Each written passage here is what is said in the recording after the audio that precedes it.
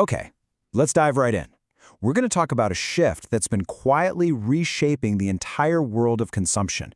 And this isn't about just one brand or one country. No, this is about a massive change in how all of us, how we think as consumers. And that sentence right there, that's pretty much the whole story in a nutshell. We are literally witnessing a move away from decades of admiring these big international names towards something much more local, something much more nationalistic. So this brings us to a really big question, and it's one that major companies are seriously grappling with right now. In a world that feels more and more fractured, what does it even mean to be a global brand anymore? And more to the point, what does it mean to be, say, an American brand trying to make it in China, or a Chinese brand trying to make it in America? To really get what's going on, we need to talk about this concept, consumer ethnocentrism. Now, this isn't just, preferring something that's made in your own country. It's way deeper than that. It's the belief that buying domestic is the right thing to do, that it's a moral choice, an act of patriotism.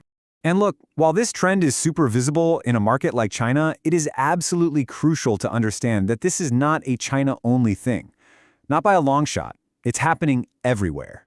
I mean, just look at the United States. There's this huge political and cultural push to celebrate Made in America. Over in the UK, you hear all these calls to reshore production, to bring it all back home. The political stories might be different, but the logic underneath it all, it's identical. Our national identity is becoming a key factor in what we decide to buy. Now, there are a bunch of reasons for this. Economics, identity politics. But there's one factor we just can't ignore anymore, and that's geopolitics. And to make this really concrete, let's look at some fascinating data from the Pew Research Center that shows exactly how global politics are shaping what we feel about brands. And the data is, well, it's pretty striking. Across 24 countries that Pew surveyed, the median unfavorable view of China has shot up to 68%. Just think about that. A decade ago, this number was way down in the 20 to 30% range.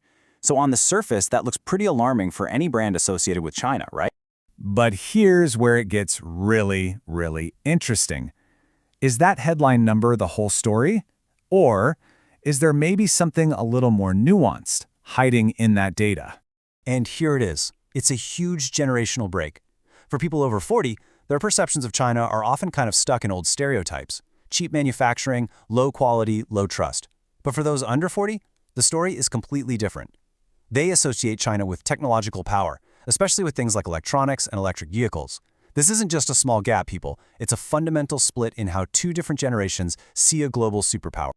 Okay, so that's the perception of China. Now let's flip the coin and take a look at how the world perceives the United States. And what the data shows here is a dramatic shift.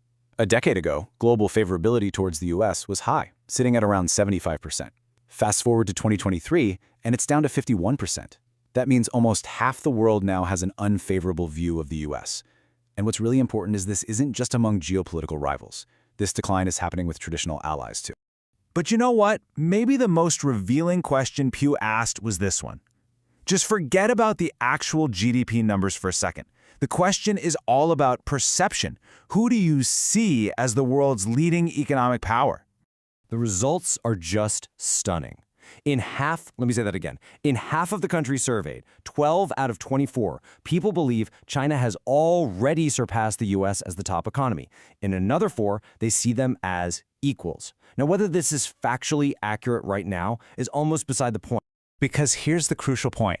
Perception isn't just some abstract idea floating around. Perception is what builds trust. And trust is what drives our decisions every single day about what we buy, who we buy it from, and why we do it. And this is where it all comes together for global brands. All this data on geopolitics and perception, it isn't just for politicians to worry about. It has direct, real-world consequences for any company that operates internationally. History shows us a really clear pattern here. Whenever these periods of intense consumer nationalism pop up, it's the domestic brands that win. The foreign brands get disadvantaged. And it's not always through some big, sudden boycott. It's more of a slow, steady erosion of their symbolic value, their emotional connection with consumers. Which brings us to the final and maybe the most critical question for any global brand today. For decades, the winning strategy was to lean into your country of origin, to be proudly American or German or Japanese. But in this new era, is it time to rethink all of that? Should a global brand actually downplay its national identity just to survive? The world is changing way faster than the old marketing playbooks, and that question, it's no longer just about marketing. It's about identity, it's about trust, and it's about the very meaning of the word global.